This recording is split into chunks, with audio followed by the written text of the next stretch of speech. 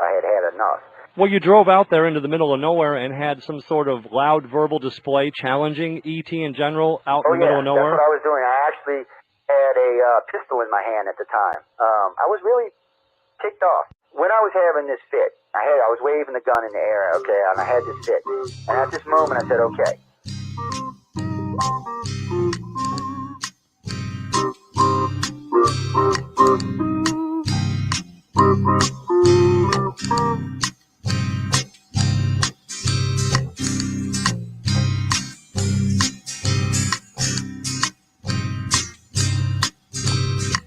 He was a Louisiana man named Montaldo. Folks around called him Six Gun Joe. Worked with ICAR, don't you know? Investigating UFOs.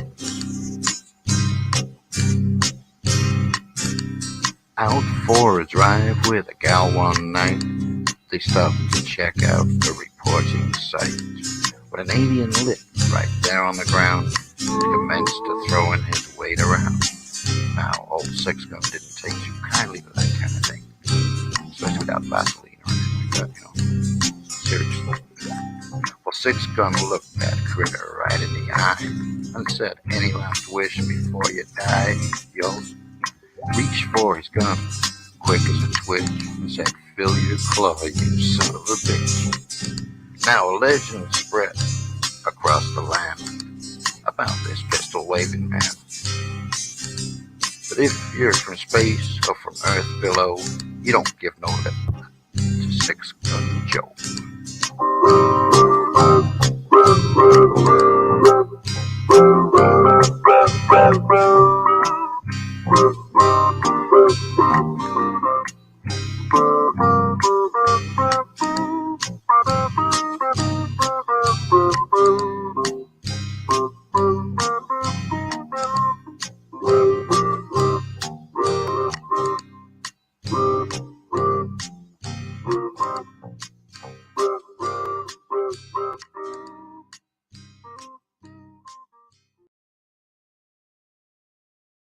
Welcome to UFO Undercover with your host, Joe Montaldo.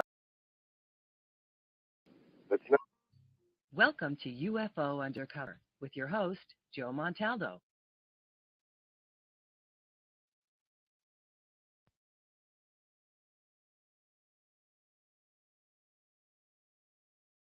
Enjoying their wonderful evening wherever they are on our beautiful blue planet. I know most of y'all are familiar with our election results. I want to tell our president-elect, congratulations, Obama. I see he won last night.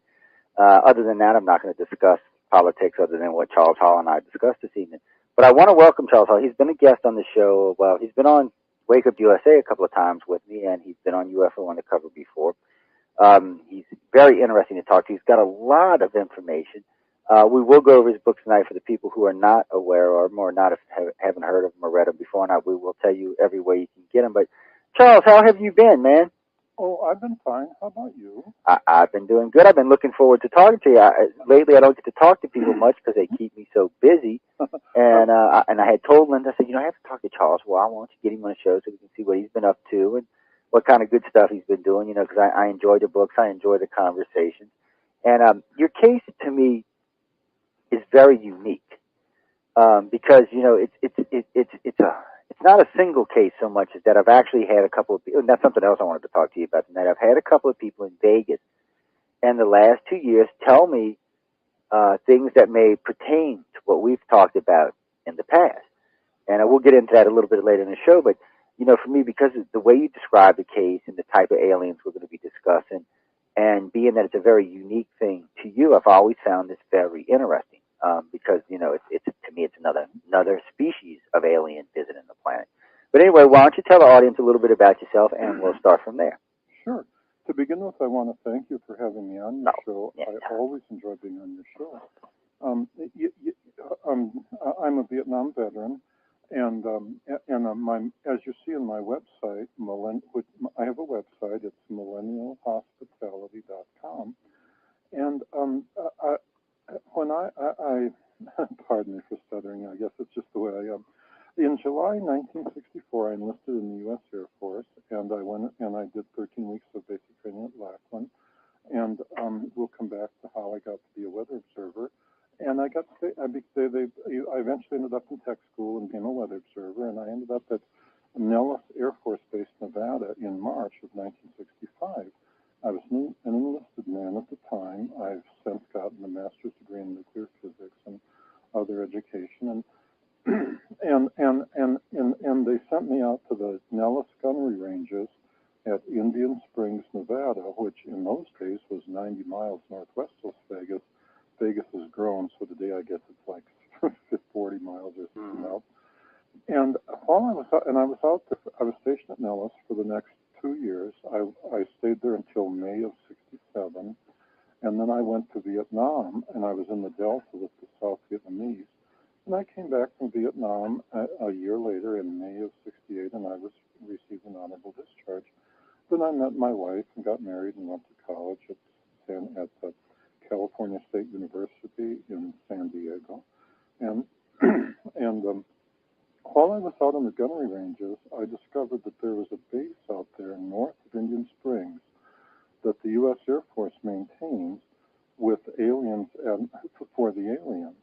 And I described those days in my 4-volume book, Millennial Hospitality. I've written 4 books titled Millennial Hospitality, and and you see them described in my website. And what I tried to do in those books, everything in those books is true. I had to be, because I work for the government and I'm a computer expert, I'm a government contractor. I had to be very conscious. I didn't want to upset anybody. So I had, or I'd lose my job and maybe get taken for a ride somewhere. And so in the first 3 books, I changed the names of all the people and the places, and I also changed some distances and directions so that I wouldn't upset the government. Because my goal in writing the books was I originally started writing my memoirs for my children and grandchildren, and then my wife, when she met the books, or when she found out about the books, insisted that we publish. And so the books contain a disclaimer that everything is fiction, so that because I don't want to upset the government, but everything in the books is true and happened to me. In book 4, I just disguise the names of the people. I use real names, real places, and so on. And so book 4, in the series, I really do use the words Indian Springs and Nellis and so on. And everything in the book, including my Vietnam experiences, is true and happened to me. I started while I was out in the desert with the aliens. I got to observe their craft at close range. Now, they never came to teach me anything, but being out there for 2 years, the first 6 months was very terrifying, because it took me 6 months to get over the terror of meeting them, even though they were friendly. And friendly meaning that if you didn't hurt them, they wouldn't hurt you. And after I got control of myself, or got kind of as described in book 2, after that crucial night and described in the chapter, The Journey, then I got to where I could sit down and watch what they were doing and think about it. And I came to the conclusion that there had to be more force fields in the world of physics than what Albert Einstein knew about. And I wrote that up into a theory I call Hall photon theory, and that's described in the appendix of books 3 and books 4, and I've copyrighted several papers. And because I believe that there are physically more force fields than what Einstein knew about, and that those force fields are used when the aliens are designing their spacecraft. And so therefore, not only are all my experiences true, the physics is true as well. When my theory is that inside each photon of light that there's a third field, and so on.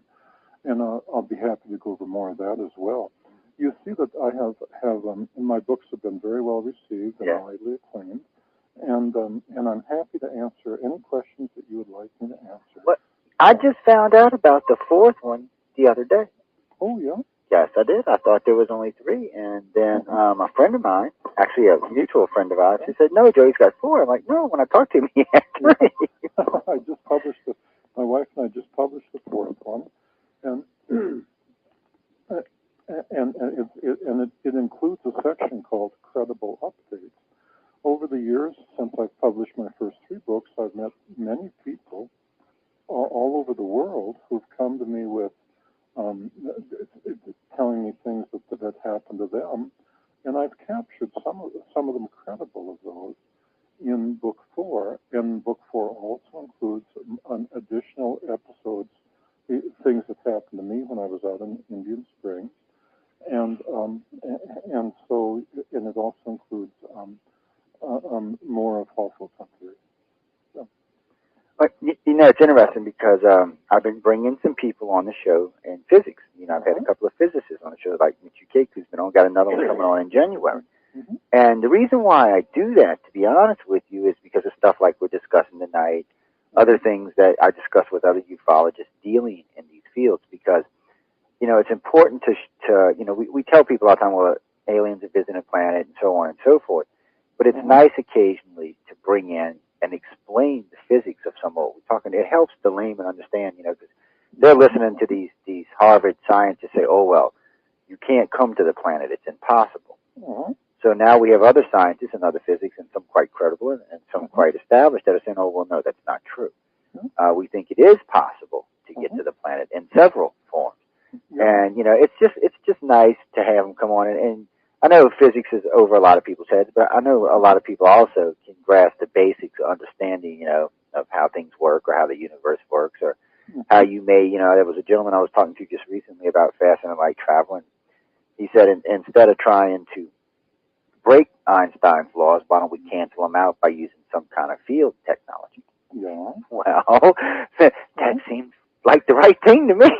And then I've heard you talk about it and a few others. But I'm going to get you to talk a little bit more about that. I just want you to kind of give them a basic layout of what we're talking about on fields here. Sure. Now, on the physical fields, the physics of UFO spaceflight? Yeah.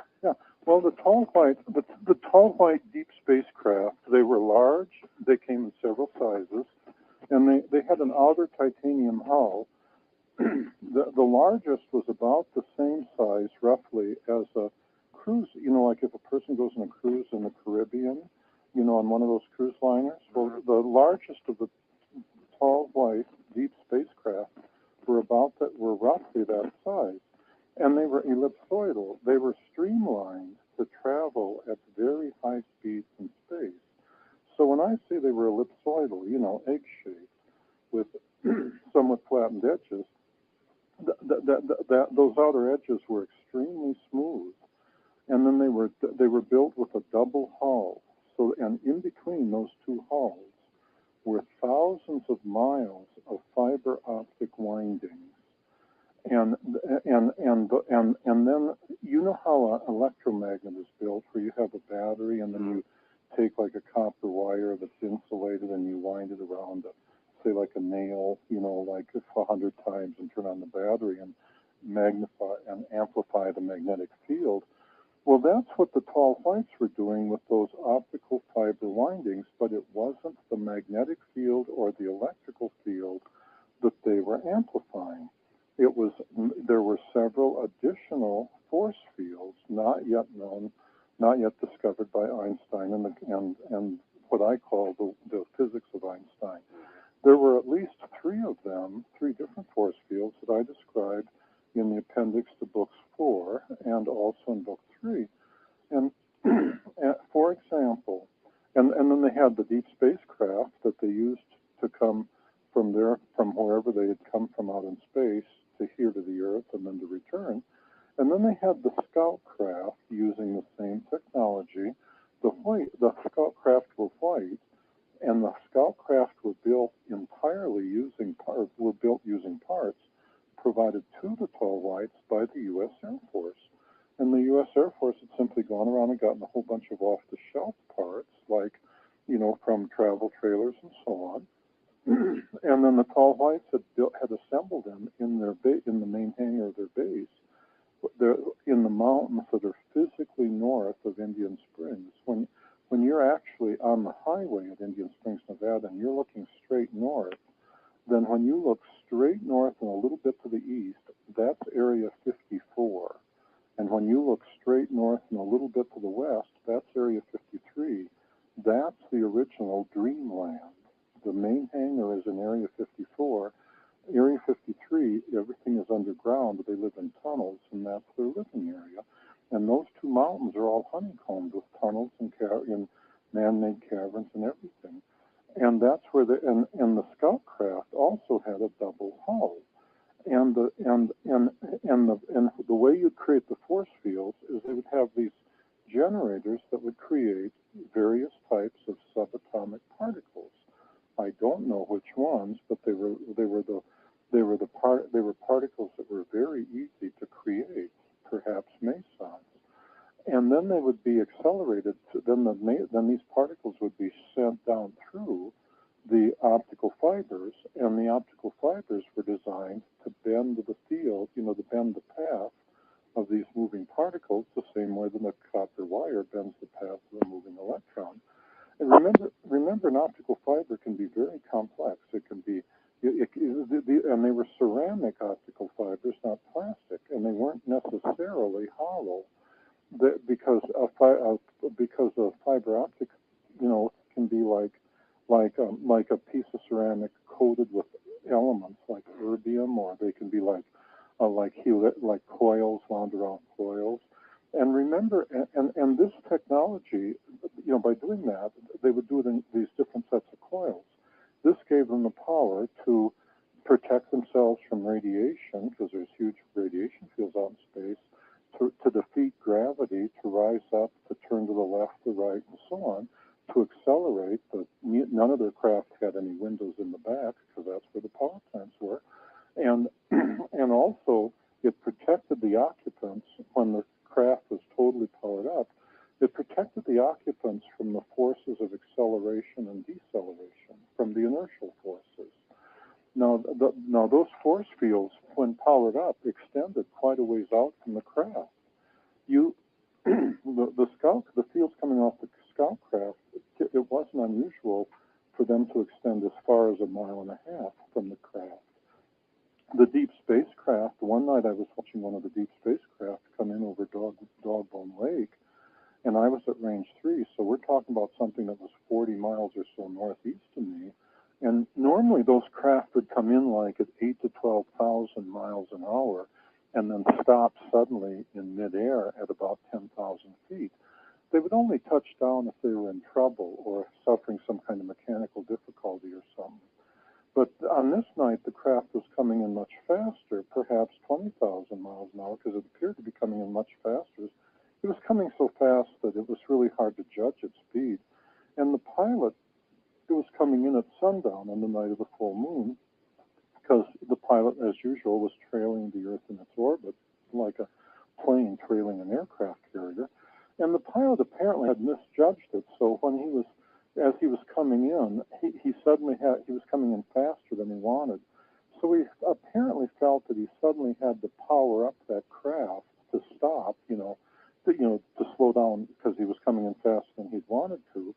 And when he powered up that craft suddenly, it made the electrical light in my weather shack blink, and it drove the generator offline, because as you see in my books, I had a diesel-powered generator out there. And that was at 45 miles.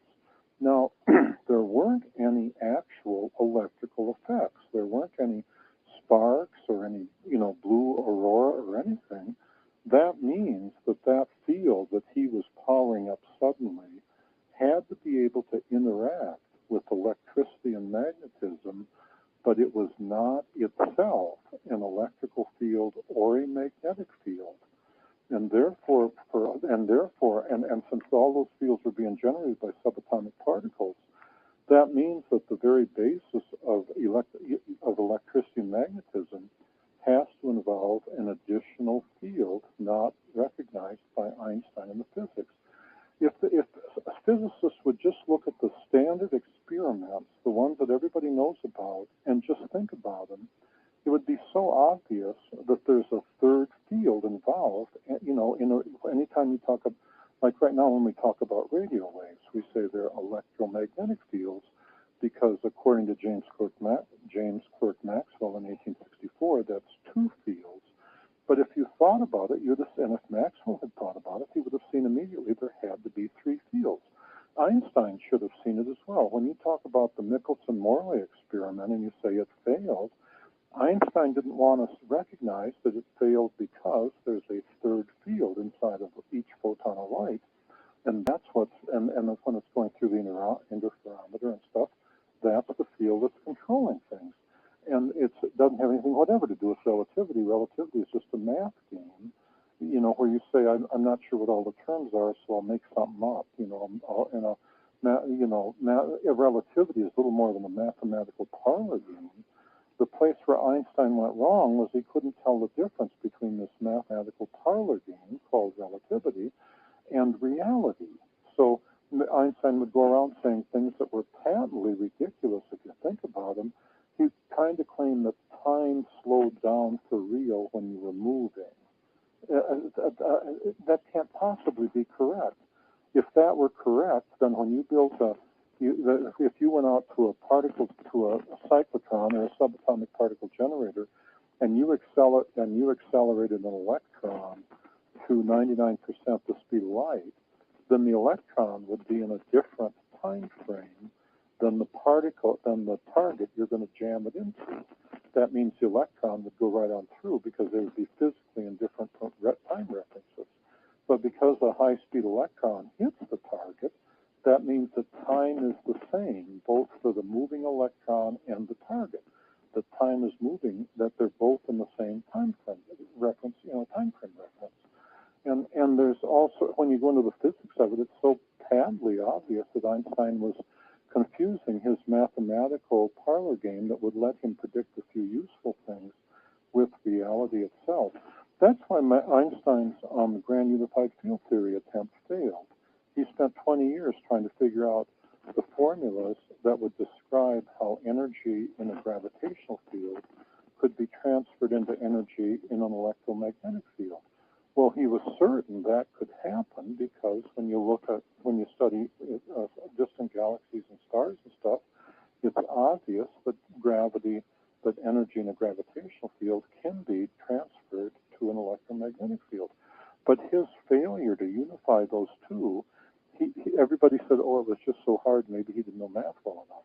Really, it's because he didn't have all the parts of the puzzle. The energy in the gravity field doesn't translate directly to the electromagnetic field. It translates into at least one other field in between the gravity field and the electric field.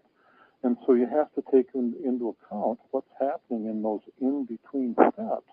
Energy from the gravity field to the field I call the starshine field, and from the starshine field to the electric field.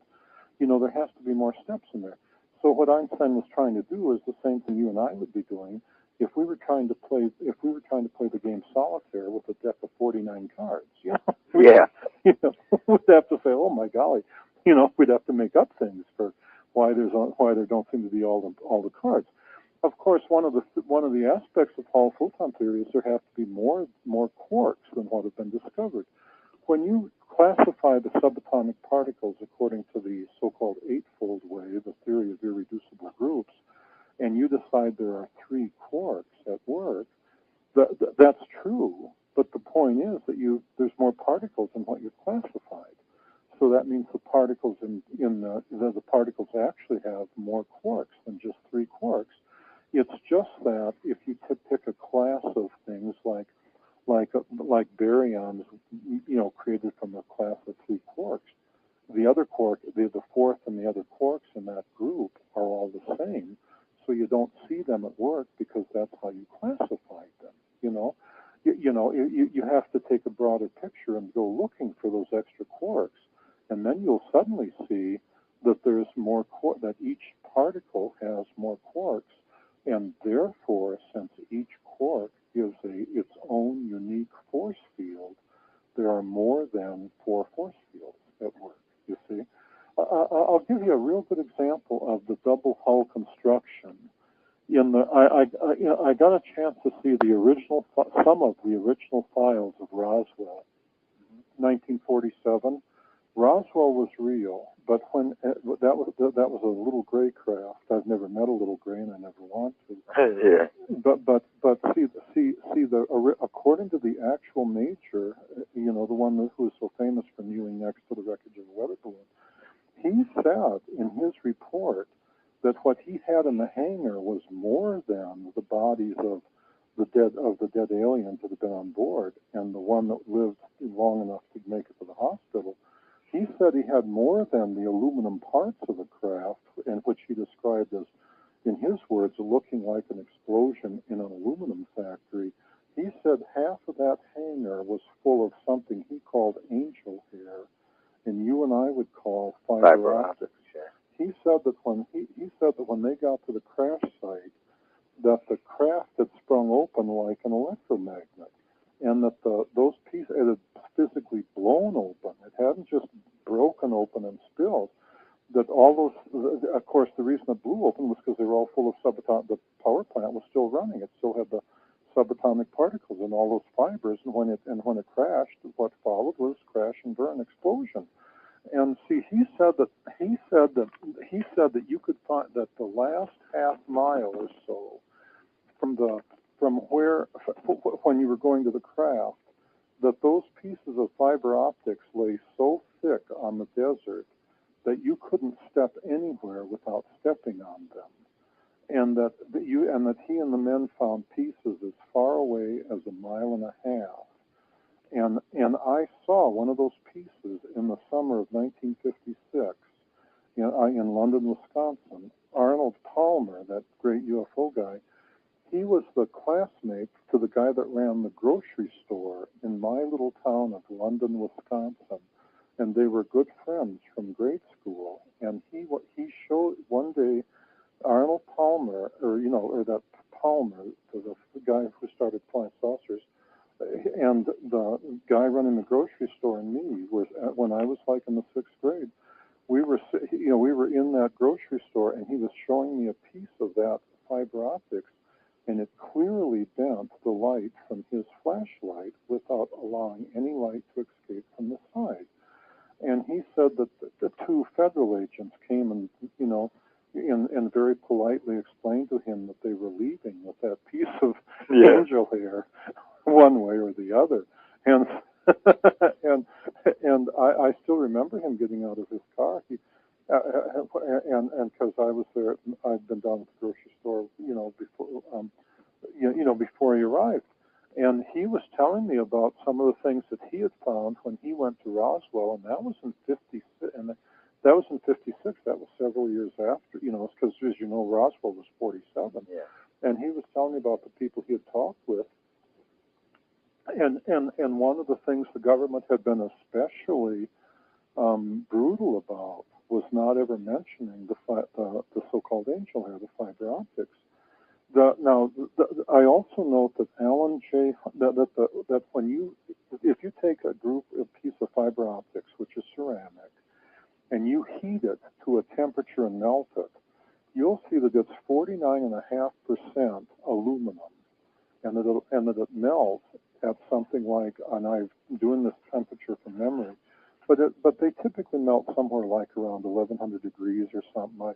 I don't quote me on the temperature, but I just want to mention a number just to make the following point: that if you melt fiber optics, what you have looks like slag from an aluminum furnace.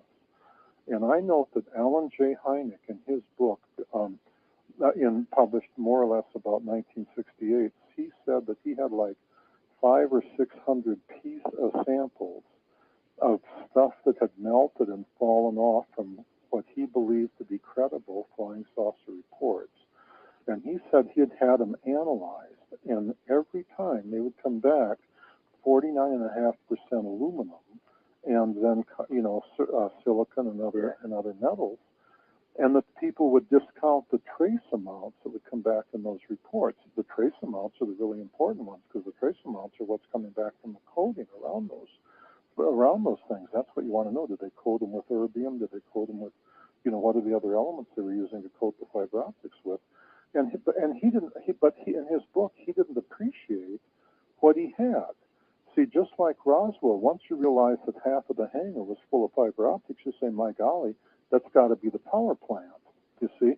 Because who else would put that much work into a flying saucer or any kind of spacecraft if it doesn't have anything to do with the power, the propulsion, the safety? Well, yeah. Well, I could see having fiber optics run through the craft, but not that much. I mean, yeah, and see, Alan J. Hynek, if you got 500 samples, well, gee, by the time you get to the third sample, you say, wait a minute, there's got to be something going on here. The only way you could have that many samples from all different kinds of spacecraft is for there to be an underlying physics that's using that technology. See, because you're talking about alien species that don't like each other, or talk to each other, like the tall whites and the little grays. They're natural enemies. And when you say, well, wait a minute, the tall whites are running that same technology the little grays are, that means there's got to be an underlying physics to it. And if they're using fiber optics that we made for them, which they were, that means that if the Air Force were bright enough, it would build its own. See? Yeah. Which they probably have in those TR-3Bs, or black triangles, whatever you want to call them. Well, no, I don't know if that's exactly what that is, but it's. I'll tell you one thing. Let me do a quick station ID. Sure. Everyone, you're listening to UFO Undercover on 105.3 New Orleans. I hope everyone's enjoying the show too.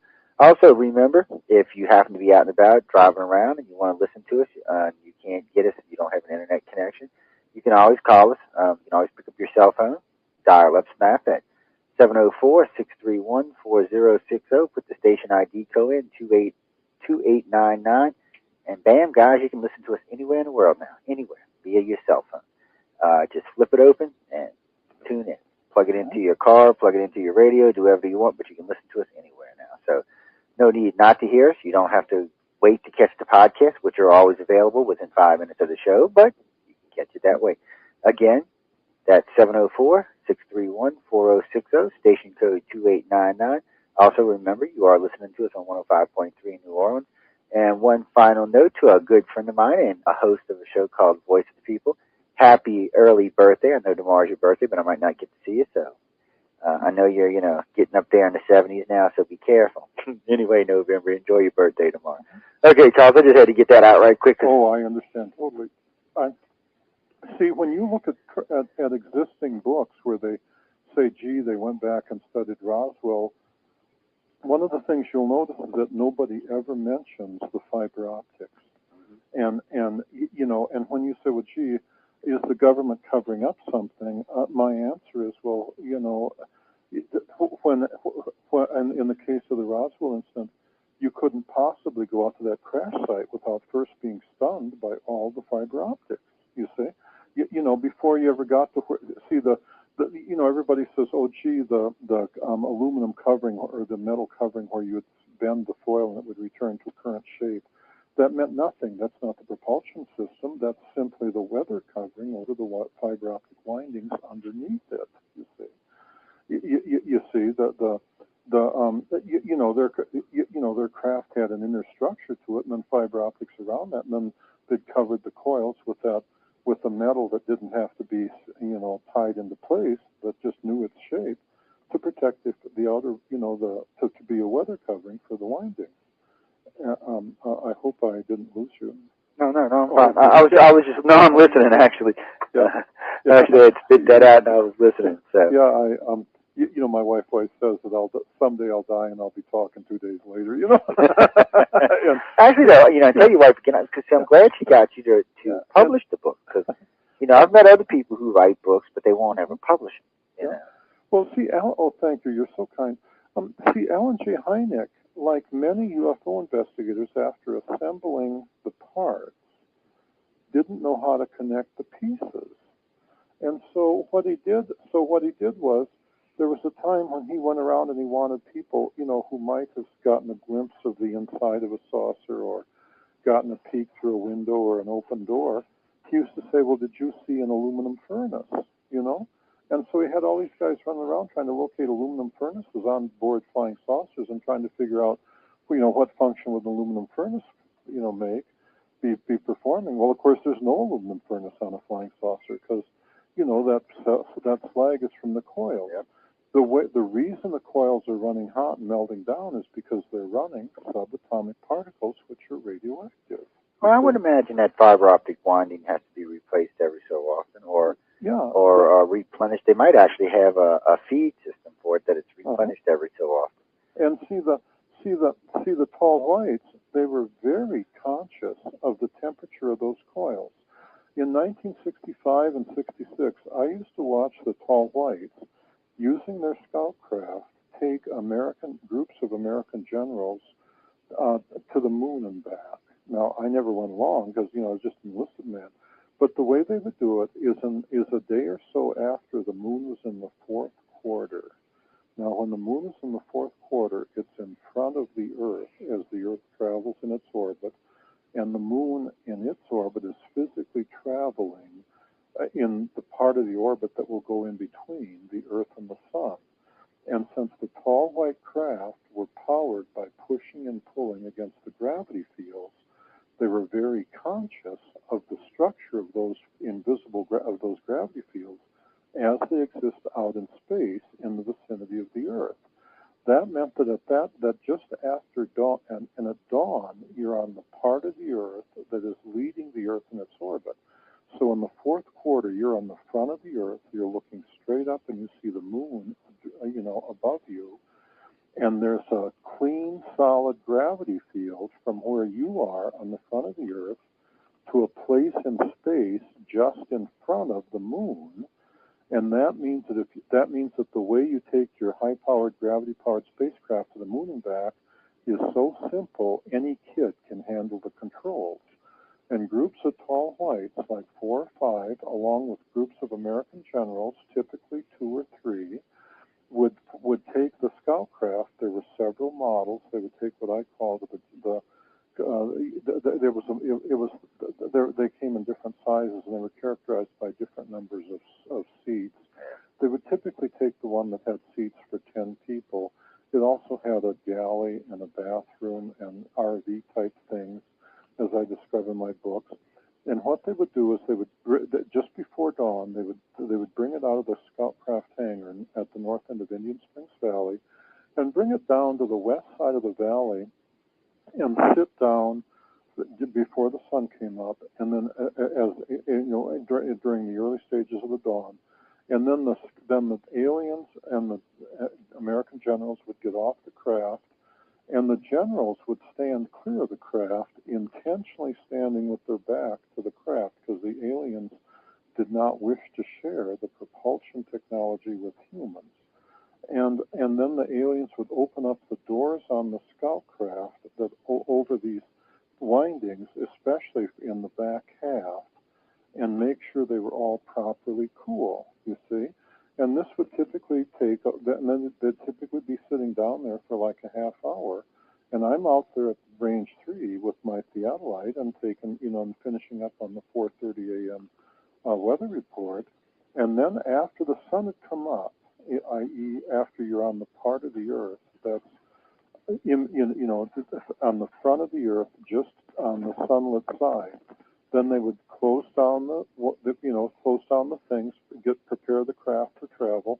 Everybody would get back on board. There were no seat belts because the craft didn't require them.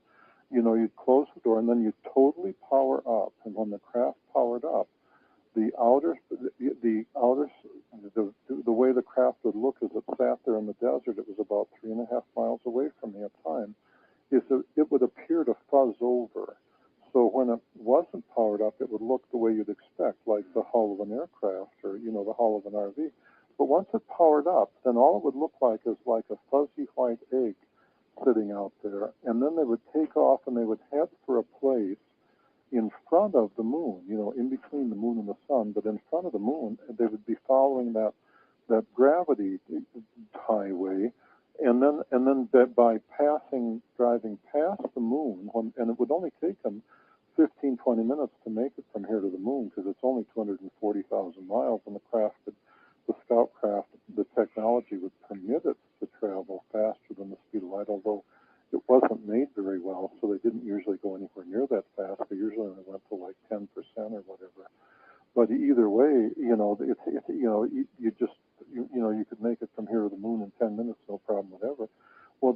got in the vicinity of the lunar orbit, then remember you weren't aiming straight at the moon, you were aiming at the empty space in front of the moon. Then they would power back until the gravity of the moon, because they were heading for that place where the gravity of the moon, the gravity of the Earth, and the gravity of the sun are all equal. And when the craft got that far, they would power back and let the gravity of the moon take over and pull them around the far side of the moon, which, after all, would be lit by the sun at that time, or at half of which would be lit by the sun. And then they could loiter there in the vicinity of the moon from about 6:30 in the morning Earth time till about 11 or 11:30 in the morning. So it'd be 4 or 5 hours in the vicinity of the moon. Then they would come back to the Earth using the very same technique, where when you were at the moon, if you looked up, you'd see just behind the Earth there's another gravity highway, and then they would come back, and then if they overshot the mark, they would just go into one orbit around the Earth. But the place where they took off from, Indian Springs Valley, is now coming up on noon, which means it's coming up on the side of the Earth directly facing the sun, and so they're landing in sunlight. And then they would come back to that very same valley where they took off from, that very same place in the valley where they took off from, and sit down with the craft. Then they would open up the craft. The American generals would get off laughing like they had just come off the roller coasters at Disneyland. They would come off, bend over, laughing their freaking guts out, and then they would stand clear of the scout craft and stand with their back to it. And then the tall whites would go and open up the things over those coils and make sure they were cooled down. And then they would wait a half hour, sometimes 45 minutes, until the coils were nice and cool.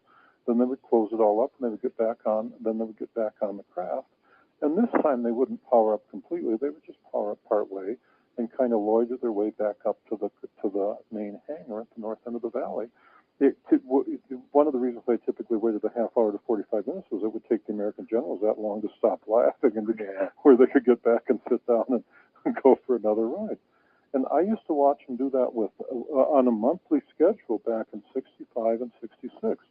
Those UFO reports that say that when American astronauts were walking on the moon, that there was a white UFO object watching them from just over the horizon, are totally credible. It's just what nobody expects is that what's on board those white UFOs isn't just aliens. That there's 2 or 3 American generals on board as well. You see, they're watching the American astronauts from just over the horizon on the moon. Yeah, guys, say, well, we're going to send our astronauts and we're going to fly up and watch them. That's pretty good, though. Yeah. Get a bird's eye view, go up there. Check them out. Oh, I forgot to mention something at the break. Y'all, we have there's a new truckers reporting site out there now. If you're a trucker and you're on the road a lot and you're traveling, it's www.tuforc.com, guys. This is for the truckers out there who are cruising around. I mean, if you're a policeman, fireman, whatever, you can report there too. But a good friend of ours had set this site up, and they've been taking reports. And we're just trying to give everywhere, another place to put information out there. So remember, www.tuforc.com. Okay, guys? All right, sorry, Charles. Got to get all these plugs in these days. In the old days, we didn't have to do all of this. Now we got to get plugs in for this one. Oh, something else. I almost forgot. Steven's going to kill me. Ladies and gentlemen, million letters. Come on, guys. Barack Obama is going to be the president. He's the president-elect. He's not president yet, but he will be January 20th on the inaugural day. Everyone, write their letter, okay? Now, I know you've heard Stephen Bissett on my show and on several other shows on this network and several other shows about that, the million faxes to Washington. Get your pens out, write your letter, send it in. And when you do, send me a letter, let me know you wrote it. Send the letter to Stephen Bissett, let you know it. But get out there and write them, okay? Whether or not we're going to get disclosure from Barack, I'm very skeptical about, okay? But Stephen's a good friend of the network and a good friend of ICAR and a good friend of ours. And if we can help him in any way in this campaign, we want to. So I know there's a lot of listeners to this radio show. Mm-hmm. I'd like to hear 5, 10, 15,000 of y'all write in. I know tonight we're going to have more than 500,000 listeners. So, guys, pick up your pens. If you want to send an email, you can. If you want to make a phone call, you can. But we would prefer if you did it snail mail, okay? Write a letter, send it in to the President-elect Barack Obama, and it should be easy to find now. Tell him we want disclosure. Disclosure, okay? Enough about all of that now. Yeah, I knew I was forgetting something, man. Yeah, I forgot because I had Stephen on a couple of weeks ago, and we had talked about this, and I promised him that the day after the election, because I knew I had a show coming up, that I would remind everyone to get out there and write Barack Obama a letter. Write him a letter. He's going to think half the country's lost its mind when we start writing in about UFOs, but hey. Remember, ever since Reagan, at least, the new president, and I have no idea what they'll do with Obama, but the new president, it's been common for the so-called guards, the Secret Service who guard the president, to put on a party for him sometime in between Christmas and New Year's. And it's been common for, in that party, for a human to dress up to look like a tall white and to crash the party. and remember, the first person I'm certain they did that with was Reagan. Yeah. And then that is supposed to be the guards, the guards' way of preparing the guards, the people who guard the president, as well as the president, for what it's like to be around a tall white alien. Because even though they're friendly, they're not human. Their movements, their reactions, and so on are different than what a human would be, or can be different than what a humans would be. It takes the new arrivals a while to figure out, to teach themselves or to get used to being around humans. And of course, every man I ever knew that when they first came across the tall white found it just mind-numbing, myself included. And you had to get used to actually dealing with them in person. And so that party is usually the guards providing the president and the new guards of the president an opportunity to get used to reacting when a human is behaving like a tall white. Now, then later there's a second party where there actually is a tall white, because the tall whites, they're not. I mean, they've been here for so long. They know our form of government. They know exactly. Like when I was an enlisted man in Indian Springs, they knew that I was just a schmucko, If they had any doubts, they could just ask an American Air Force general, what's Charlie Hall's rank? And the general would have me doing push-ups, and he'd demonstrate who was giving the orders and who was taking them. And see from their point of view, that they're very proud of their ability, their independence, their ability to handle themselves, to negotiate for themselves, and so on. And so, from the tall white ambassador insists on talking to the American president directly, just like all the other ambassadors. See, and in my books, the teacher, she had been, the CIA guard that I talked to. He had described that famous scene when she almost fell in the White House on the Capitol steps, and he had, that I have mentioned from time to time, and he'd reached out to steady her by grabbing onto her elbow, and she took out that instrument of hers and made him feel like he was hanging on to 100,000 volts AC. And when she finished with him, it was nothing but yes, ma'am, no, ma'am, And see, that was because the tall whites insist on actually meeting specific Americans, the president, the Secretary of Defense, and so on, face to face, just like the ambassadors of the other nations do, you see. And so that means that Barack Obama doesn't have to, when you send him letters that say we want full disclosure, maybe the first time he gets the letter he'll say, boy, these guys, I'm not sure what they're thinking. But I guarantee that in short order, pretty soon he'll be filling in those blanks with some direct face-to-face discussion with somebody, because the tall whites, they're very proud of their independence and their intelligence, and see, their electronics allow them to tell what you're thinking, and they therefore insist that when they talk like to the American president, they come with their electronics on to see exactly what the president is actually thinking. See, whereas if they were, that's why they insist on face-to-face contact with certain humans, like the president, the secretary of defense, and so on. You see, it's so that they can, the electronics which they bring with them, which they're typically, which they wear in their head, which typically, is concealed with a hat or a wig or a helmet, that allows them to tell what the human is thinking, and therefore, whether or not they're being told the truth or lied to, or whether or not they dare trust them. See, of course, they don't really trust humans, but that they do that for their own self-defense. Yeah. Okay? And as you see in my books, you can communicate with, when they're wearing the electronics, you can communicate with them just by thinking. And if they're not wearing their electronics, then they either have to speak English or you have to go back to hand signals. And they insist on doing that with the generals, the president, the important leaders of the Senate and the House, and so on, as their way of dealing directly with the American government. Well, So, one of the CIA guys, actually it's not CIA, one of the Secret Service guys I met a few years ago, informed me, and he still insists to this, by the way, that no first-term president is ever informed about the extraterrestrials. And now, I imagine if they're requested, they might be, but he was saying in general they won't inform a first-term president because they don't know if they're going to stay, and they're scared, like people like Carter, just let them have the information because they don't know if they'll stay quiet when they get like Bill Clinton. Bill Clinton's one of the presidents that make you nervous, but we don't know for sure.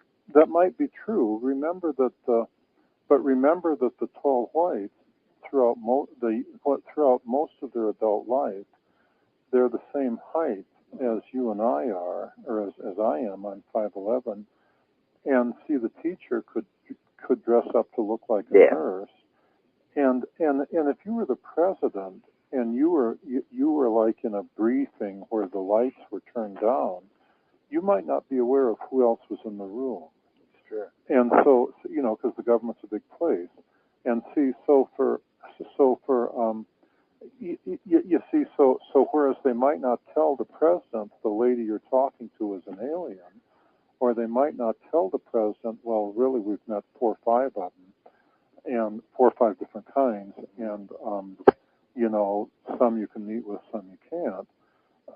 While they may or may not tell him that, they have to tell him that the tall whites insist on actually coming up to within a short distance, because their electronics is subject to interference because it's it's microwaves, and they insist on coming up within a short distance. It could be as far away as a quarter mile, but they insist on coming up within, and it might be as close as 20 feet, and just to tell what that person is thinking. You see. Yeah. And even though, so the president might not be told that the person they're dealing with is an alien, which makes sense to me. You see, they might not be told that that person is an alien, but in the first term, but the president has to be told about the existence of UFOs and aliens and so on, or else he might accidentally order a nuclear attack. Like he might mistake an alien spacecraft for like something the Russians are doing, or the Chinese, or and so on. You see, and I'm certain, you'll notice in my books that there are 2 kinds of aliens that I've personally met face to face. One is the tall whites, and one is the ones that I call the Norwegians with 24 teeth. It's the Norwegians with 24 teeth are, if you didn't know better, you'd think they were just from southern Norway.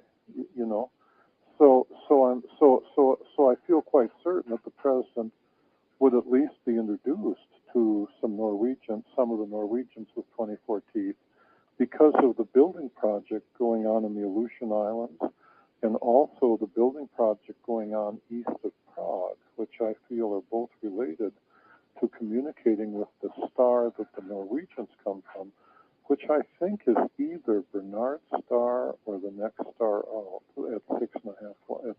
Bernard's star is 5.5 light years, and the next star out is like 6.5 light years.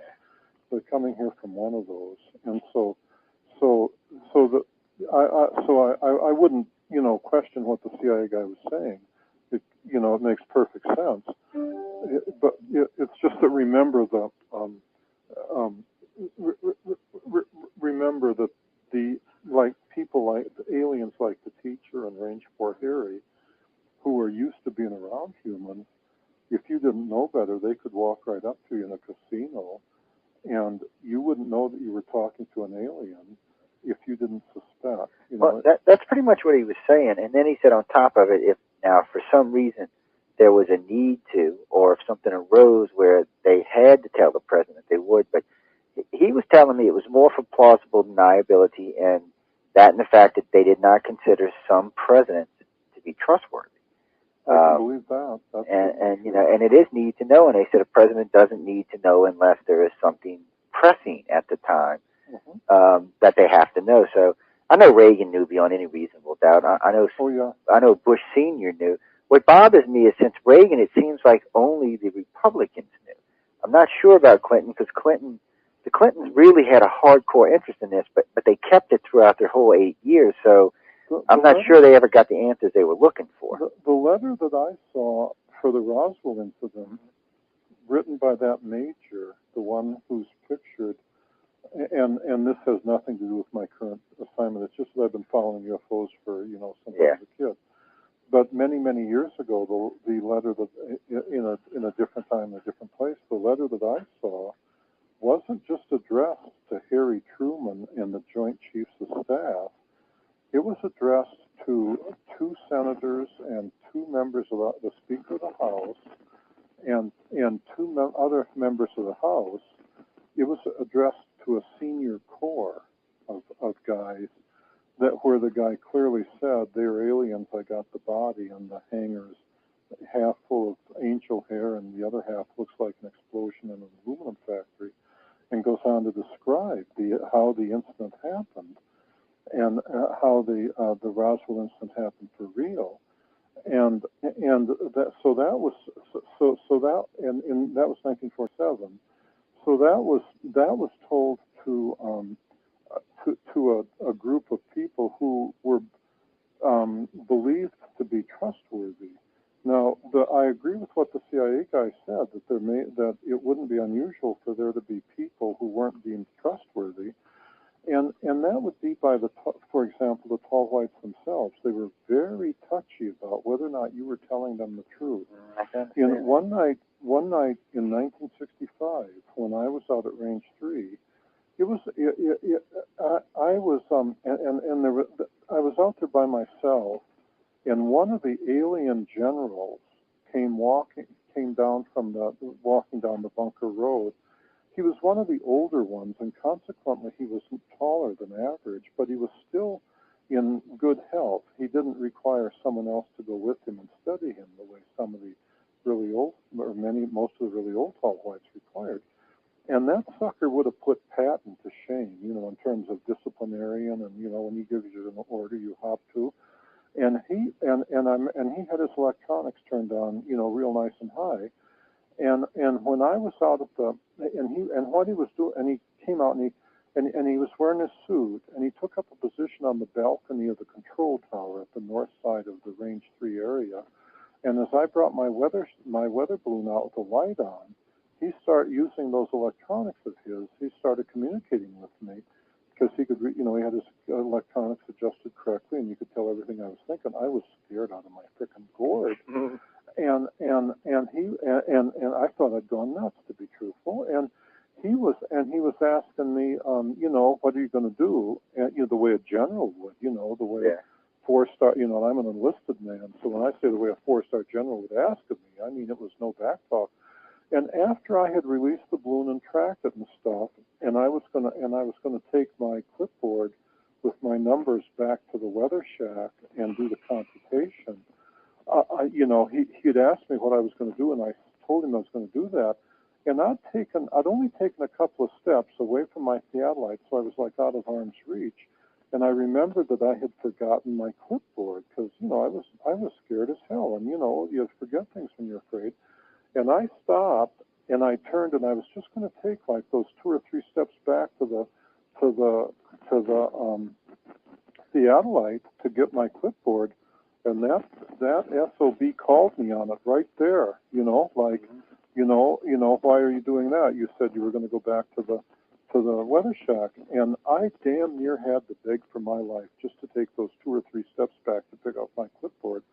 And so if the tall whites thought that you had told them something intentionally not true, I mean, you were in for it. I mean, and so when you say, well, gee, you might not tell the president that they were here, a first-term president, that you didn't trust that they were here, you're also protecting the president, because once you tell him that they're here, if he starts making statements to the tall whites that aren't true, their reaction is way different than what a human's is. Yeah. Well, you're probably making them real nervous. Yeah, I had to practically beg. I was down to saying, well, gee, I'm human, and I was afraid of you, and I mean, I was down just inches from begging for my life. If I had said something cavalier like, well, you're an alien, I can lie to you, my golly, that sucker would have turned me into powder, Yep. I mean, we'd have discovered right there who was giving the orders and who was taking them, and I'm going to tell you, it'd been me taking them, You can't really blame her. But anyway, we're going to have to take a break. So I'm going to put you on hold right there, because we've got to take about an 8 or 9 minute break. Also, the star you were talking about after Bernard's star is Wolf 359 at 7.7 light years out. Sounds familiar. And well, from Star Trek, if you're a Star Trek fan, y'all should all know Wolf 359. So if you're not, well, then you don't know what I'm talking about. But it is a real star, by the way. I was more into Spock, But anyway, ladies and gentlemen, we're going to take a quick break. I'm Joe Montaldo, hosting the show tonight. Charles Hall's with us. We're discussing Millennium Hospitality, the 4 book set. I'm sorry, I couldn't get that out for some reason. But when we get back, we're going to get a little bit more into that. Some other stuff that's happened to Charles, maybe some stuff that some people told me out of Vegas that Charles might be interested in. But until then, ladies and gentlemen, I want everyone to please stay tuned to UFO Undercover. We'll see y'all in about 8 minutes. So see y'all then. And UFO Undercover with your host, Joe Montaldo. welcome back, everyone, to UFO Undercover. Hope everybody's enjoying the show this evening. Sorry about that little overblast there. I wasn't paying attention, but I hope everybody's having a good night. I always enjoy having Charles on. We've been talking about quite a few things tonight. We're going to talk about some other stuff, and there's some stuff I'm going to bring up to Charles's attention that was recently brought up to mine.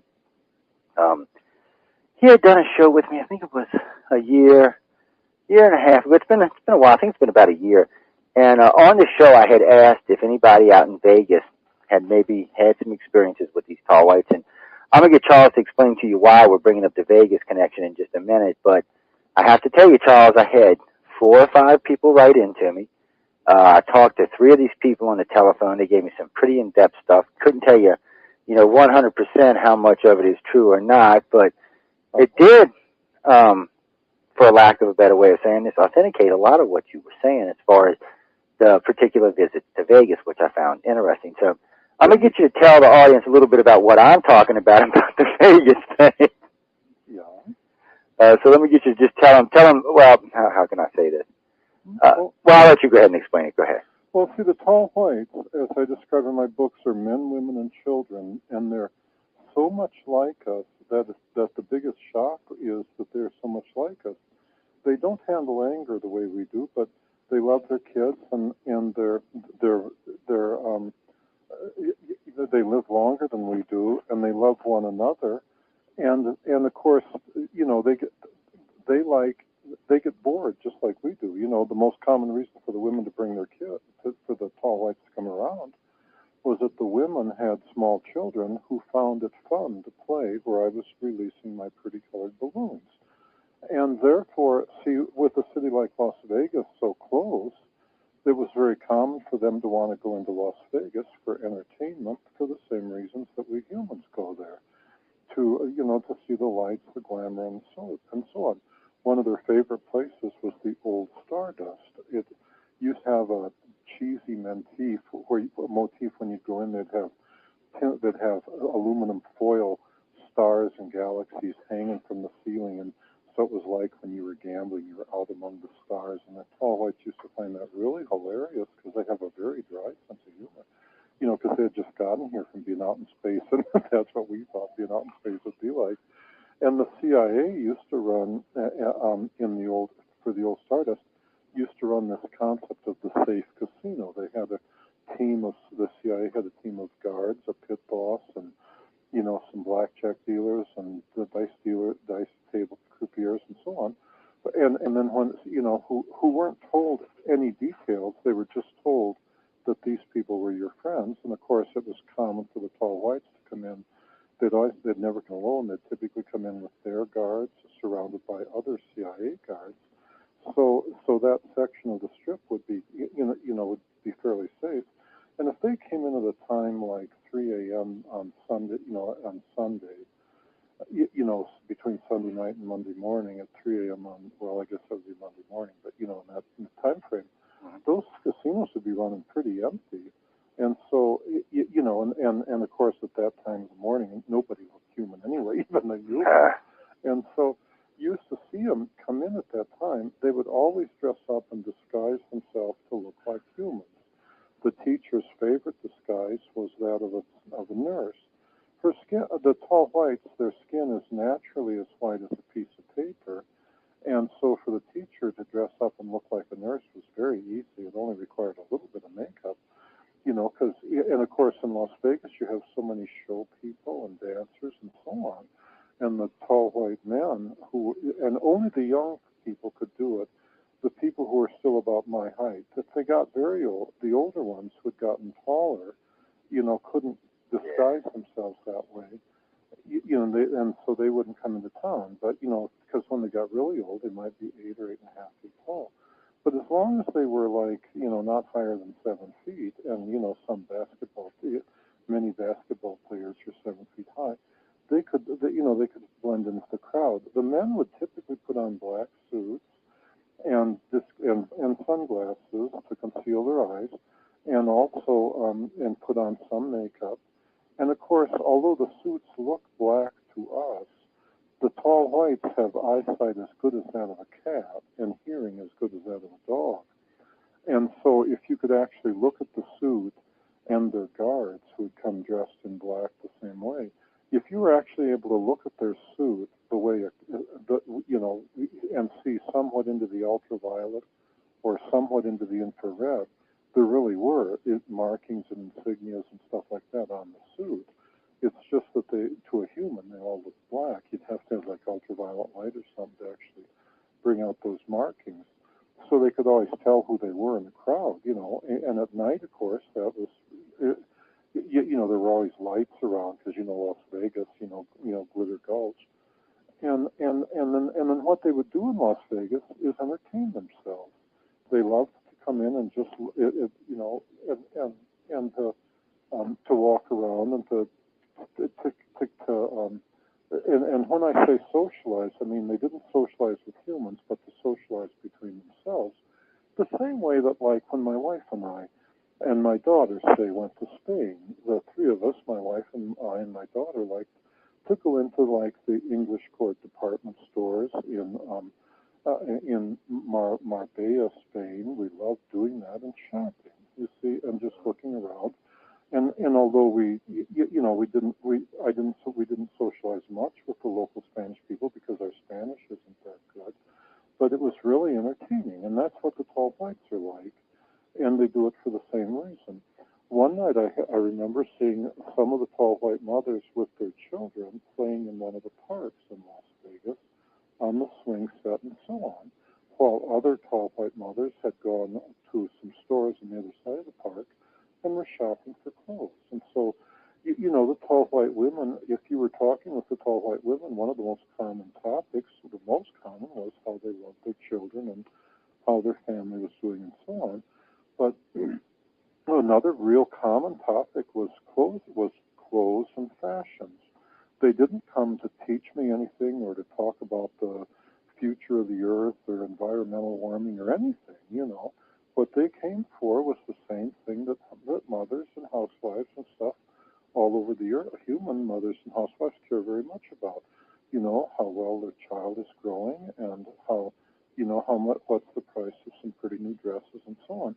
When I would see new arrivals get off from time to time, it wouldn't be unusual for them to be very proudly sporting a shirt, always cotton or nylon, because the tall whites are plant eaters and won't have anything to do with wool or animal clothing. They always wanted something that was like nylon or cotton or something of that nature. But you know how when we go on a trip, we might naturally buy a few clothes from a faraway place and be very happy and proud of it, and they were the same way. And so for them, there was a lot to do in Las Vegas. And of course, after you sat out in the desert at Indian Springs, and I speak from direct experience, I was a young man. After 5 days, a man needs a little action. You want to come into those casinos, just if nothing else, just to go to the bathroom at a different job. Yeah. And as I describe in the opening chapter of Book 4, my first, excuse me, it wasn't just the casinos they liked to come in on. In 1965, you could come in off the desert on the northeast side of Nellis. You could come straight down the valleys from Indian Springs, where their hangar was, and you could, without ever crossing anything but miles and miles of barren open desert, which the scout craft could cross, in just in minutes. You could come into the north side of Nellis, and you could park that scout craft out on Sunrise Mountain and come in off the desert without ever so much as crossing a barbed wire fence, which was no obstacle whatever to them, with the suits that they wore, and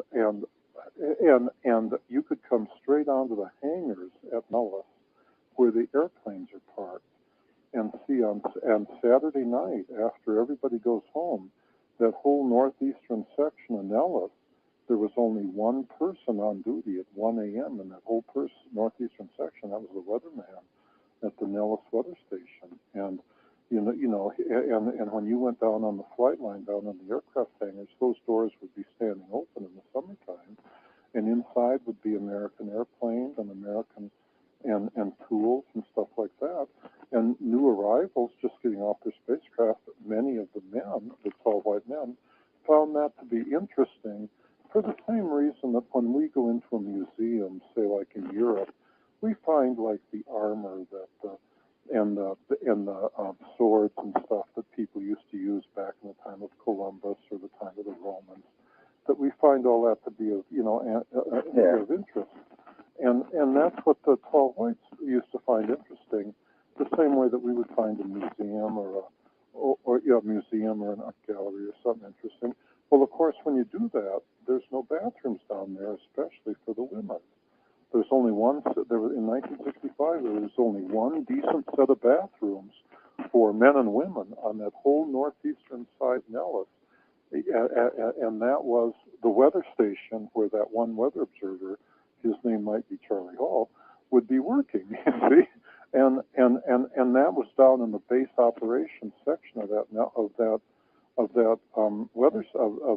the weather station and base operations shared the same building, and base operations was the Nellis equivalent of the aircraft terminal, where you had bathrooms and where when planes landed with people on board. And so it was no surprise.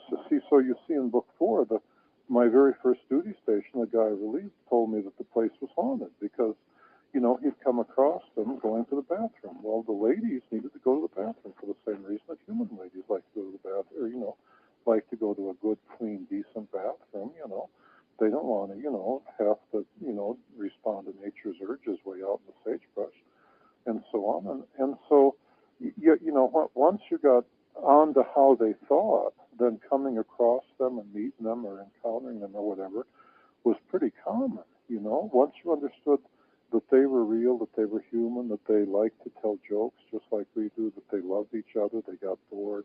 They just happened to be very good at building airplanes and suits that protected them. And they weren't the slightest bit afraid of us because they had an agreement with the government. See, they came with their guards. They always came with their guards. They always came armed. If they went into Vegas, they would come with human guards as well. And if they ever got in trouble, they only need to make one immediate phone call to the Pentagon. The Pentagon calls the governor of New Mexico, of Nevada.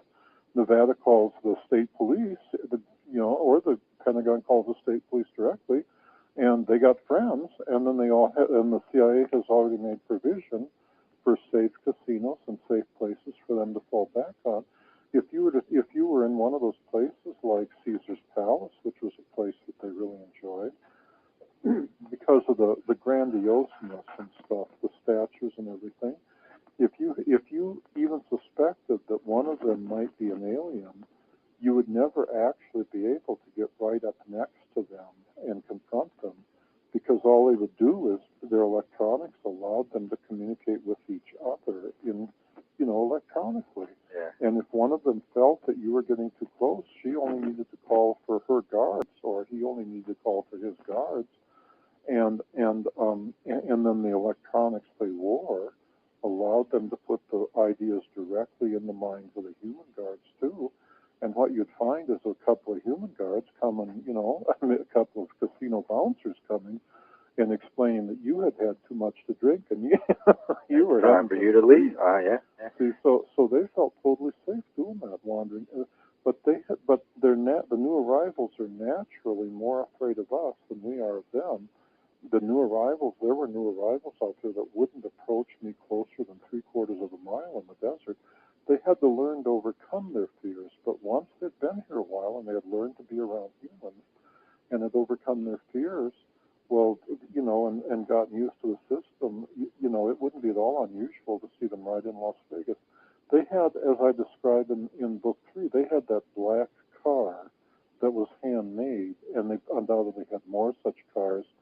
But they had that black car that they didn't have to even bring the scout craft into Las Vegas. They could just bring the black car straight in off the Nellis Ranges onto the freeway and just drive into town the same way that everybody else did, and park the car out in back of one of those casinos like Caesar's Palace, and if you weren't, remember in 1965, the Las Vegas Strip, once you could physically go out the back door of the old Stardust and be entered into miles of desert. It wasn't like now where the Strip Vegas is wide. So it was the simplest thing in the world for them to just come in off the desert into those casinos and wander through and have fun and go back out into the desert. Yeah, Vegas has definitely grown. There's no doubt about that one. Oh, yeah. Lord. I got a couple of questions came in, and one of them was somebody wanted to know, wait, hold on, let me scroll up a little bit here. Besides the tall white, what other ETs have you seen or have had contact with? The Norwegians with 24 teeth. Yeah, that's okay. I'm certain that there are other Yeah, kinds. I'm certain that there are little grays, because the Roswell craft was a little gray craft. Yeah. But I've only personally met the Norwegians and the tall whites, and I have no desire whatever to ever see the little grays. Well, there's some of the other ones you definitely, if you can avoid meeting them, you'd probably be better. Now, before I get this other question up here, I was thinking when we had you on last time, I had a cab driver call me in, and he was in his late 60s, and he had told me about seeing some stuff down there.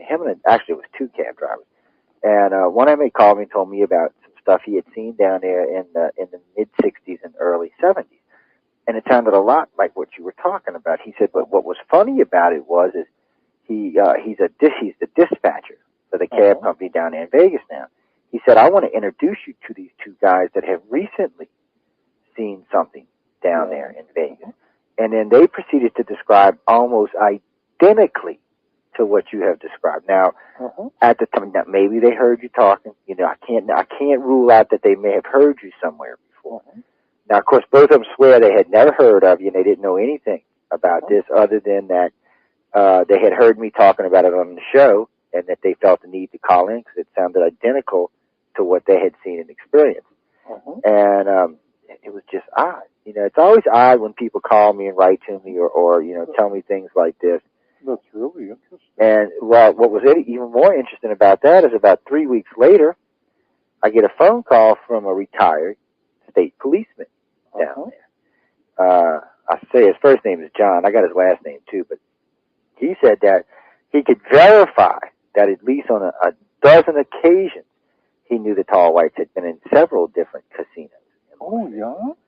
And I asked him if he would be willing to come on the show, and he declined to come on the show, but he didn't decline to talk to me about it and give me information. And he also didn't decline on me checking on his actual police record to find out if he was a state trooper. And if he was a state trooper for, I think, almost 35 years, retired in outstanding standing with the Nevada State Police. And guess where his beat was? Las Vegas. I'll be darned. So I just found it odd that he wrote in and he told me this stuff, and he told me the very first time he had found out about this was in 1967. He was on patrol when he got a call from the Secret Service and asked him. He got a call from his commander to meet the Secret Service at a particular casino where they were going to cordon off a whole entire casino for some special, they said, out-of-country visitors. And he said, trade mission from northern Spain. They loved that cover. Yeah. And he said when he seen these people, he said, they kind of looked like people, but he said the whole entire time, he said, I kept having this feeling that one, he was being watched all the time, and then he said a couple times he felt like somebody was in his head. Yeah. And then he just said, he said after a while, he said, me and my two partners were talking about it. He said they thought they were some kind of weird hybrids or something that maybe the government was working on. And then he had seen him on a couple other occasions. And then when he had heard us talking on the show that night, that's what got him to actually call in. And he got us in touch with the other guys, or the other guys got us in touch with him. But because of that one show we did, I ended up talking to these 4 different people, and I found it just weird. Yeah, you see that electronics that they use to where they can tell what you're thinking, and they can put their thoughts in your mind, presuming that you're relaxed and calm. If you didn't realize that they had that electronics, you'd think you were going nuts or that you were maybe kidding yourself or something, But see, you can tell. See, I know it sounds stupid, but when they're doing it, if you're aware that they can do that, you can tell the difference between your thoughts and the ones they're placing there. And see, once you get the idea, they actually prefer to communicate with you by just, you thinking the thought like, now I'm going to walk towards the door, and them asking you a question like, what direction are you going to walk next? You see, and then you'd say, I'm going to walk to the door. You'd think that, and once you get the idea, it doesn't happen. It happens, at least in my case, at about half the speed that a person would normally communicate if you're talking with words. But see, when you first come across it, it's so it's such a shock because like I would be out in the desert like in '65 before I realized they were there and what was going on. I would be out in the desert at night for the 4:30 a.m. run. And I remember one of the first nights, I was certain that I was being watched from the darkness between some of the sagebrush plants. There was no moon, and that it seemed hard for me to even think, control my own thoughts. And really, it's because there actually was one of the tall white guys. They were actually watching you and influencing you, and using that technique to see if I was angry or trustworthy, or if they were in danger, or to make sure I didn't come out to where they were, or so on. Now, what Phil writes in from Vegas, no less. Hey, Phil in Vegas, since we were just talking about Vegas a few minutes ago, he wants to know now, he's asking basically, was this an accident that you happened to get put in this particular base, or do you think they purposely picked your personality to go out there and put you in this position to meet these aliens? As I describe in Book 4, the Pentagon wanted me there. And as I described in Book 4, when I went in July of 1964, when I enlisted in the Air Force, I was sent for basic training at Lackland Air Force Base in San Antonio. And then they give you all these tests, to see what you're good at. Yeah. And I got a perfect score in logical reasoning, convergent, divergent reasoning. I outthought the great explorer Cadillac, who previously had been considered to have done the most perfect job.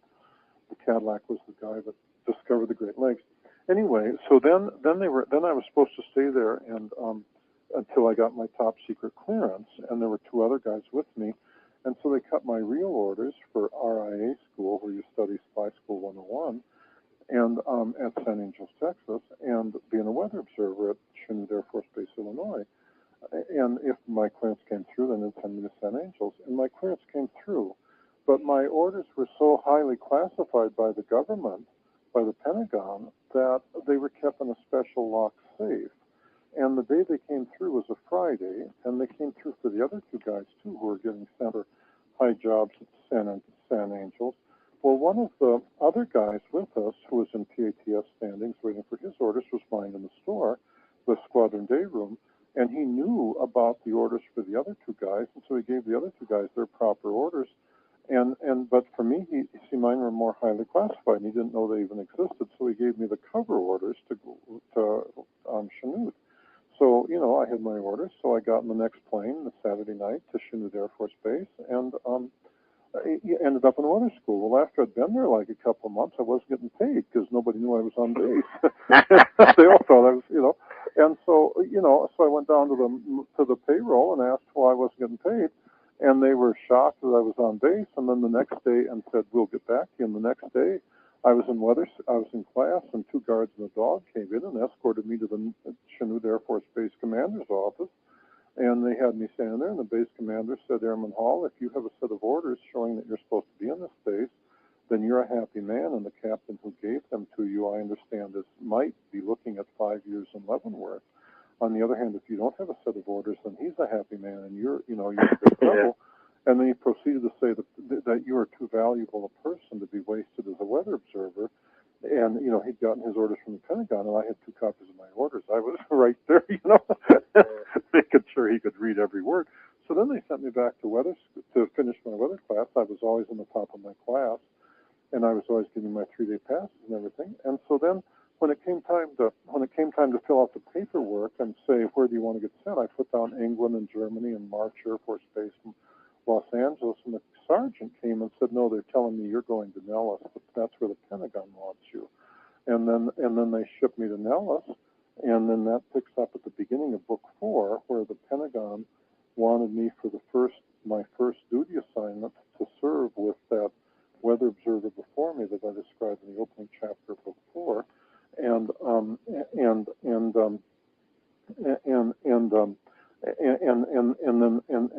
picks up with those other statements in Book 4, the one where the major called me in and said, do you have friends down in the Pentagon? And I said, no, nobody in my family's ever done the service. And he informed me that I had friends down in the Pentagon and so on. And so the Pentagon wanted me out there in the desert from the very earliest times. Yeah. Well, see, that's why I was asking. I should say Phil was asking, but I was curious myself. Now, hold on, let's see. How much time we got left? Yeah, we still got a few minutes here. Let's see. I didn't want to run us over too far here. Let's scroll down the list. Yeah, that's a dumb question. Oh, okay. Here, this is a pretty good one. This is Sandy. She's writing in from Southern California. Basically, what she wants to know is the fear factor, like the first time you met him. Now, we've talked about it, and I know you were scared. Now, what she's saying is she's heard you say that there was some fear with the aliens also associated. In the first meeting, basically what she wants to know, who was scared, you or them, or was it an equal thing? The new arrivals, the tall whites who got here on Earth and had never seen a human before, are more terrified of us than we are of them. But the very first times I came across them, I was so terrified. There were nights I would have run away, but I was too afraid to move my feet. And it took me, as I described in Book 4 and in Book 1 and Book 2, it took me almost 6 months to get over that fear. And the reason I finally got over that fear was because I got sick of being afraid. I just decided that I was going to be the person I wanted to be, even if it killed me, just for a day. And because being around them, even though they're friendly, in 65, when UFOs are swamp gas and anybody that sees an alien is nuts, that terror is just beyond description. On the other hand, for them, it was the same way, and for the new arrivals. Now the base, though, had many people like Range 4 Harry and the teacher who had been here. They live longer than we do. They typically live 600 to 700 years, and those people had been here for like 200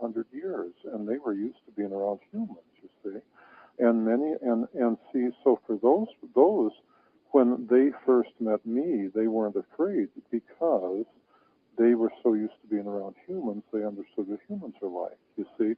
So, see, and Range 4 Harry had a very dry sense of humor. The 41 weather observers that I know of that had been sent out there before me, Harry had that dry sense of humor where, if you asked him, like one weather observer was asked him who he was, and he said, I'm the big hairy, I'm Range 4 Harry, I'm the big hairy monster from Range 4. And of course, he found that to be really funny because he was really quite frail and didn't have any hair on him except for a little hair on his head, because they have way less hair than a human does. And he found that really funny. And the guy and the weather observers, he was running away in terror. He said Harry was standing back there laughing, boy, I scared you, didn't I? And so you see, when you say how afraid were they when they met me, it depends entirely on which one you're talking about.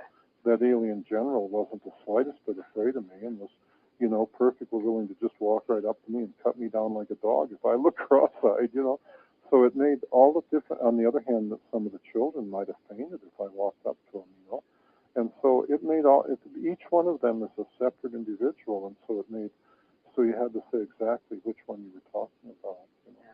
Now, I have Crystal writing in from, oh, wait, sorry, wrong one. We're going to skip that. Sorry, Crystal, but we'll see if we got time to get to your question.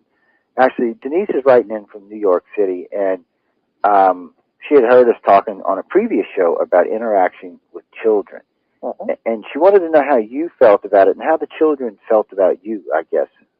The children loved to play hide and go seek, and they loved to come and play where I was and to watch the pretty balloons. They're just like human children.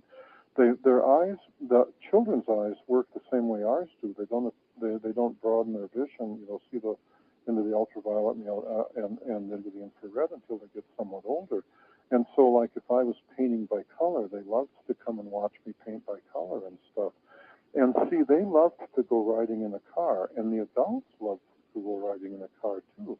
So, like those cab drivers in Las Vegas, when you say, well, why might he have had tall whites in his cab? It's the same reason that we ride roller coasters in Disneyland, because for them, they had Scoutcraft and they had the black car, but see, new arrivals and the guys who'd been here, they thought that was really fun to go riding in a car and to see how humans did it. And some of the children, like the little fat astronaut, or the one that I dubbed the little fat astronaut, he used to like to sit in my truck and pretend he was me and put my hat on his head backwards and pretend he was driving me. And the first time I saw him doing that, I thought it was nuts. I was standing there saying, so this is what insanity is like. And gee, it's so painless, I don't feel any pain anywhere. And so you see, from the point of view of the children, each one of them had a personality as well. The one that I call in my book the tall thin Einstein, or the young Einstein, that one night he was explaining to his mother that he had measured every possible measurement on my theodolite stand, and he was telling her what the measurements were in English units, and he was so proud, and the mother was so proud. It was almost like a science fair project where you'd say, if you picked some ancient system of measure, like say the units that the ancient Chaldeans might have used, and went out and started measuring like your desk in school or something in those units, and say, gee, I weigh 4 stones and the thing is 2 rods tall, and so on. And so each one of the kids had their own personality as well. And with the adults, some of them liked to come and watch, like the medical doctor that I described in book 4 in The Wayward Wind. What he cared about was the human emotions and stuff, and so he liked to come and watch that. He didn't have the slightest interest in like the mechanical aspects of how you fill a balloon or the artwork in my garage or whatever. On the other hand, others, like those electrical engineers, they came and they wanted to see how I started the diesel and got electricity. They didn't have the slightest interest in, human emotion or, whether or not I was afraid or any of that stuff, So each one of them had a separate, unique personality, and you could see it immediately in their children. Yeah, well, I can imagine the children were just fascinated. Well, it's like anything else. It's just like an American being overseas or anything else. You want to meet, you want to see how other cultures live, how they act, how they react to you. why do we consider some things fun and other people don't? I can understand all of that. I was going to get Crystal's question in, but I know we're just about out of time. So why don't you give them a list of the website? Mention all 4 books again, and we'll give them which. The website is www.millennialhospitality.com, spelled like it sounds, MILLENNILHOSPITAL. Google it, okay? It's millennialhospitality.com, and the 4 books. There's 4 books. You can buy them off my website, or you can buy them through Amazon.com, or you can buy them from Author House, and or order through any bookstore in the world. And the 4 books. The first one is Millennial Hospitality. The second one is the Millennial Hospitality 2, The World We Knew. The third one is Millennial Hospitality 3, The Road Home. Millennial Hospitality 4, After Hours. You can read them in any order because although it's common for people to read the first book first and the second book second and so on, what I try to do in each one of the books is to capture how I felt each day that I was living it. And so they're very emotional books. They're they don't seek they're suitable for children. I took all the profanity out. I know in the military you swear a lot, and I wrote them in. I'm not trying to prove the aliens are real or make any kind of statement about government cover-up or whatever. What I'm trying to do is I'm trying to answer the question: how did it feel the first time I came across them? And being terrified, how did that feel? And to convey that to the reader. And like in book 1, the day I was down at Range 1, and that I saved the life of the little girl who was the daughter of the teacher, the tall white lady whose CIA name was the teacher, and then by rescuing her from the sagebrush, and then when I realized that she wasn't human, and the terror started setting in, writing the books was very difficult because I had to relive I had to relive all those events and the emotions, the ups and downs, the good times, the bad times. Then I had to remember and I had to relive all sorts of things like the night I was on the road down to Range 1 coming through the mesquite before the dry lake bed, and they were and the tall whites were in on both sides of the road, and there's no place to stop or turn around, and you're heading away from base, and and you don't even know what's out there, and you're alone, and there's no help coming. It's that you're inside a restricted area that's inside a restricted area that's inside another restricted area, and the Pentagon, the generals have made it very clear that there's no help coming. You know it, the aliens know it. You took yourself out there alone. Those were your orders. You get back or you die trying. And so they're very emotional books, and I tried to pass that emotion on to the reader, as well as the happy times or the humorous times when the teacher would come, like in '66, and make fun of the American generals who had no fashion sense, and so and they don't either. No, our generals have no fashion sense. Yeah, so they're the kind of books that you might read just for the fun of it, and or the children might read, or school children might read for the fun of it. Or adults might read for the fun of it. It doesn't criticize the military. You could send it to your friends in Iraq or anywhere, because they're not. You don't have to agree the aliens are real to enjoy the books, because they're. I tried to capture, how it felt to live those days.